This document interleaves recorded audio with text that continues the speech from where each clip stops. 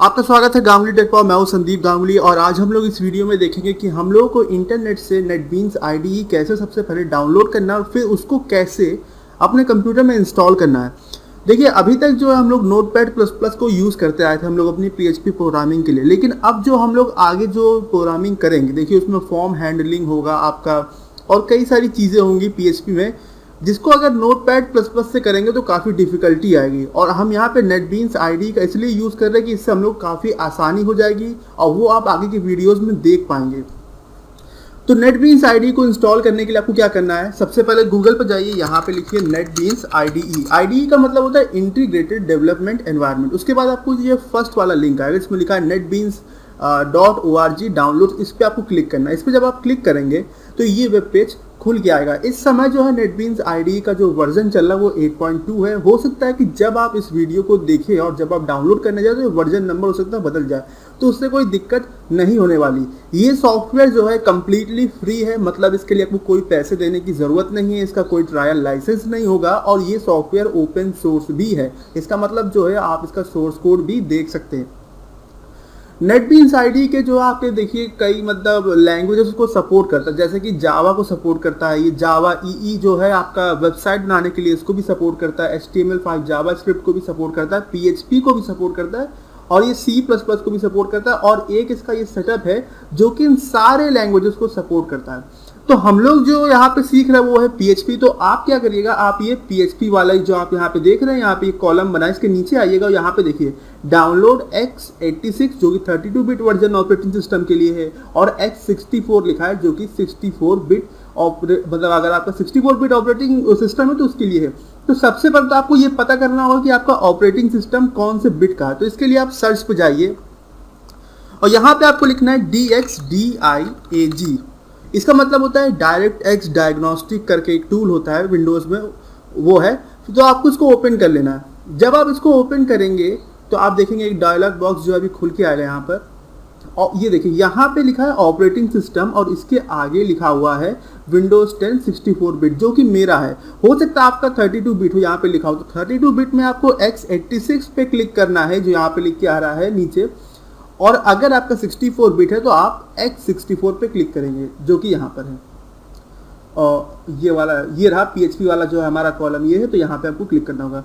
तो मैं आपको ये भी बता दूं कि अगर आप जावा पे भी प्रोग्रामिंग करते हैं तो आप जो ये ऑल वाला भी डाउनलोड कर सकते हैं। मैं जो हूँ ऑल वाला डाउनलोड करूँगा, लेकिन अगर आप जावा प्रोग्रामिंग नहीं करते, आप सिर्फ PHP पर ही काम करते हैं, तो आप यहाँ से डाउनलोड करिएगा और आप जो भी आपका बिट वर्जन है उस पर क्लिक कर दीजिएगा। जैसे कि मेरा 64 बिट है तो मैं x64 पे क्लिक करूंगा, लेकिन जो है मैं ऑल वाला ये डाउनलोड कर रहा हूँ।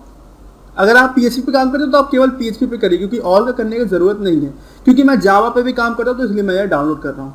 तो जैसे ही आप डाउनलोड पे क्लिक करेंगे तो आपका जो डाउनलोड है वो स्टार्ट हो जाएगा। अब देखिएगा, अभी वेब पेज आ जाएगा। तो ये देखिए आपका आ गया। और अगर आपका डाउनलोड स्टार्ट ना हो तो आप क्या करिएगा, यहाँ पे डाउनलोड इट हियर पे जो है क्लिक कर दीजिएगा। और इस समय जो है 220 MB का सेटअप है, स्टार्ट डाउनलोड। देखिए मैं जो है ये पहले से इंस्टॉल कर चुका, इसलिए मैं इसको पॉज कर देता हूँ, कट कर देता हूँ। अब हम लोग देखेंगे कि इसको हमें इंस्टॉल कैसे करना है अपने कंप्यूटर पर। अब जो है हमारा जो नेटबीन्स का जो सेटअप है वो इंटरनेट से डाउनलोड हो चुका है। अब हम इसे इंस्टॉल करेंगे और ये करने के लिए आपको उस फोल्डर में जाना है जहाँ पर नेटबीन्स का सेटअप पड़ा हुआ है, उस पर राइट क्लिक करना है, रन एज एडमिनिस्ट्रेटर पे आपको क्लिक करना होगा। और चाहे तो आप डबल क्लिक भी कर सकते हो उसके ऊपर। उसके बाद ये आपका कन्फिगरिंग द इंस्टॉलर बन के आएगा। उसके बाद फिर आपका ये welcome to the NetBeans IDE का ये बन के आ जाएगा। अगर आपने नेटबीन्स आईडी केवल PHP के लिए किया तो यहाँ पे ये कस्टमाइज बटन जो है वो शायद से ना आए, लेकिन अगर आपने ऑल वाला किया है जो कि मैंने किया है तो ये बन के आएगा। तो उस केस में आपको इस कस्टमाइज वाले बटन पर सबसे पहले क्लिक करना है। उसके बाद ये जो यहाँ पे आप देख रहे हैं कई सारी चीज़ों पर टिक मार्क लगा है, तो इसमें से केवल आपको बेस आईडी, जावा SE पर, PHP पर और आपका जो फीचर्स ऑन डिमांड है इन्हीं को केवल जो है टिक मार्क करना है, बाकी किसी भी चीज़ को टिक मार्क नहीं करना। और ये HTML वाले पे भी आपको टिक मार्क रहने देना है। मैं फिर से आपको बता देता हूँ, बेस आईडी पर आपको टिक मार्क लगाना है, जावा SE पर टिक मार्क लगाना है, HTML5 पर आपको टिक मार्क लगाना है, PHP पर टिक मार्क लगाना है, फीचर्स ऑन डिमांड पर टिक मार्क लगाना है, बाकी किसी पर भी आपको टिक मार्क नहीं लगाना है। तो ये देखिए यहाँ पे मैंने इन सब चीज़ों पर टिक मार्क लगा दिया, बाकी पर नहीं। फिर आपको ओके पे क्लिक करना है। उसके बाद आपको फिर नेक्स्ट पे यहाँ पे क्लिक कर देना है। उसके बाद आपका लाइसेंस एग्रीमेंट आएगा, यहाँ पे आपको आई एग्री वाले चेक बॉक्स पे टिक लगाना है, फिर आपको नेक्स्ट पे क्लिक करना है। उसके बाद आपका यहाँ पे वो डेस्टिनेशन फोल्डर बताएगा जहाँ पे नेटबीन्स आईडी आपका इंस्टॉल होगा, तो ये जो है वो रहने दीजिएगा। अगर आपने केवल जो है नेटबीन्स आईडी PHP वाला जो इंस्टॉल किया तो यहाँ पे JDK वाला जो ऑप्शन दिखाई दे रहा है वो आप में नहीं दिखाई देगा। लेकिन अगर आपने जो है जावा वाला भी अगर आपने सेलेक्ट किया तो यहाँ पे JDK का ऑप्शन आएगा, और JDK जो है वो आपका जावा डेवलपमेंट किट है। फिर आप नेक्स्ट पे क्लिक कर दीजिएगा, जो जैसा यहाँ पे वो वैसा ही रहने दीजिएगा। उसके बाद यहाँ पे देखिए चेक फॉर अपडेट्स का भी बन के आएगा, इसको भी आपको अनचेक कर देना है और फिर आपको इंस्टॉल पे क्लिक कर देना है। उसके बाद आपका जो ये इंस्टॉलिंग बेस आईडी इस तरीके से बन के आ जाएगा और इंस्टॉलेशन प्रोसेस शुरू हो जाएगा। और उसके बाद क्या होगा, उसके बाद आपका ये बन के आएगा कि इंस्टॉलेशन कंप्लीटेड सक्सेसफुल। तो यहाँ पे आप देखेंगे contribute to the NetBeans project लिख के आ रहा है, इस पर आपको अनचेक कर देना है, मतलब यहाँ से टिक मार्क हटा देना, इस पर क्लिक करिएगा, हट जाएगा। फिर आप फिनिश पे क्लिक कर दीजिएगा।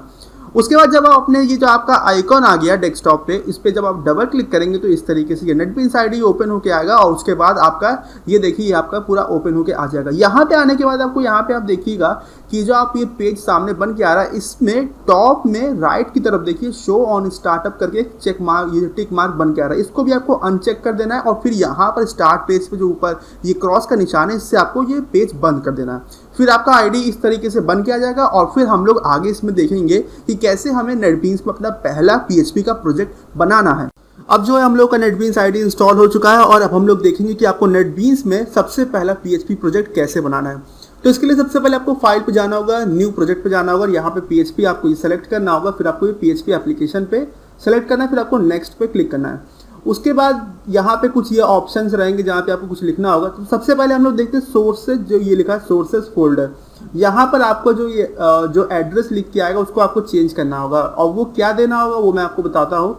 तो इसके लिए आप एग्जाम पर जाइएगा, और ये एग्जाम जो आपका रन होना चाहिए। उसके बाद आपको एक्सप्लोरर पे क्लिक करना है, इसमें htdocs फोल्डर के अंदर जाना है, फिर आपको यहाँ पे एड्रेस बार पे आना है, htdocs पे राइट क्लिक करना है, कॉपी एड्रेस करना है, फिर आपको इस एड्रेस को जो आपने कॉपी किया इसको यहाँ पे सोर्सेज फोल्डर जो लिखा हुआ यहाँ पे आपको ये सेलेक्ट करके यहाँ पे डिलीट कर देना होगा, और जो आपने अभी भी कॉपी किया उसको पेस्ट करने के लिए Ctrl+V का यूज़ करिएगा।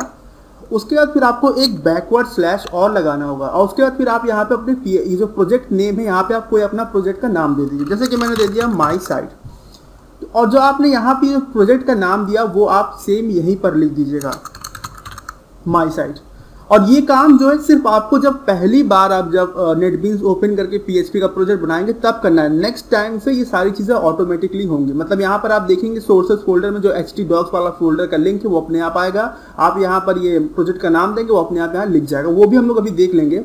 तो इतना काम करने के बाद आपको नेक्स्ट पे क्लिक करना है। उसके बाद यहाँ पे कुछ चीज़ें लिख के आएंगी, तो ये जैसा है वैसे रहने देना है, आपको नेक्स्ट पे क्लिक करना है, फिर आपको फिर से आपको नेक्स्ट पे क्लिक करना है, फिर आपको फिनिश पे क्लिक करना है। तो इस तरीके से जो है आपका PHP का सबसे पहला एक प्रोजेक्ट बन जाएगा। और आप देख सकते हैं यहाँ पे आपका प्रोजेक्ट आ गया, और यहाँ पे कुछ कोड लिखा हुआ है, और ये आपका जो PHP का जो टैग बना हुआ है और इसके अंदर आपको अपने PHP का कोड लिखना है। अब अगर आपका इसका फॉन्ट साइज अगर आपको बढ़ाना हो तो उसके लिए आपको क्या करना है, विंडोज पे टूल्स पे जाना है, आपको ऑप्शंस पे आना है।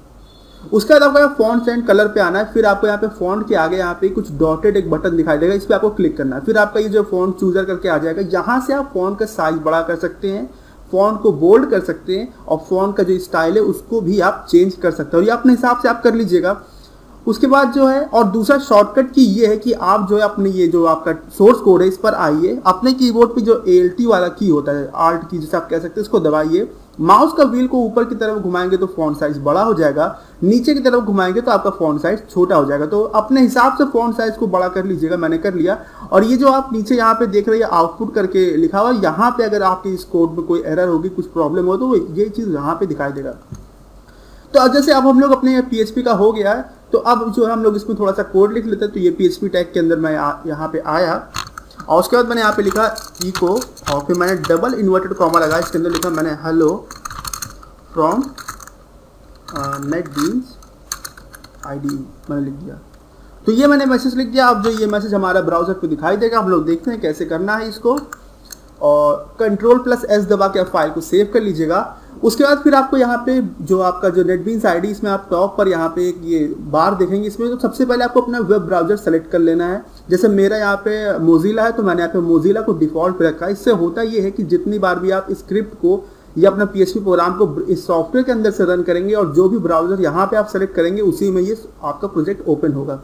और इस प्रोजेक्ट को रन करने के लिए आपको ये जो है ग्रीन कलर का बटन देख रहे हैं, इस पर आपको क्लिक करना है और आपका जो है वेब ब्राउजर ओपन हो जाएगा। और ये देखिए आपका यहाँ पे hello from NetBeans ID message आ गया। तो इस तरीके से जो आपको नेटबीन्स आईडी का यूज़ करना है और PHP की आगे की प्रोग्रामिंग हमें इसमें करनी, क्योंकि आगे हम लोग फॉर्म हैंडलिंग करेंगे और कई सारी चीज़ें देखेंगे, जैसे डेटा वैलिडेशन है, डेटाबेस कनेक्शन है, क्लास बनाएंगे। तो अगर आप ये सब चीज़ें नेटबीन्स के थ्रू करेंगे तो वो आपका काफ़ी ईजी हो जाता है।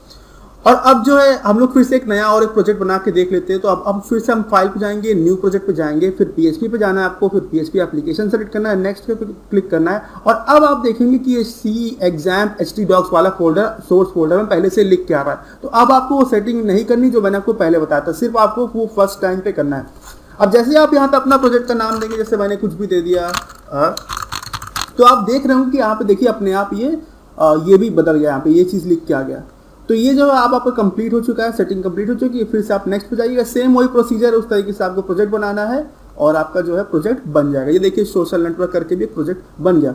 तो अब अगर आपका इस वीडियो से जो है कोई भी डाउट हो तो आप कमेंट सेक्शन में पूछ लीजिएगा। और अगर अभी तक आपने मेरा चैनल सब्सक्राइब नहीं किया तो कर लीजिए, जिससे कि सारे फ्यूचर अपडेट्स आप तक पहुंचते रहे। और ये वीडियो देखने के लिए आपको धन्यवाद।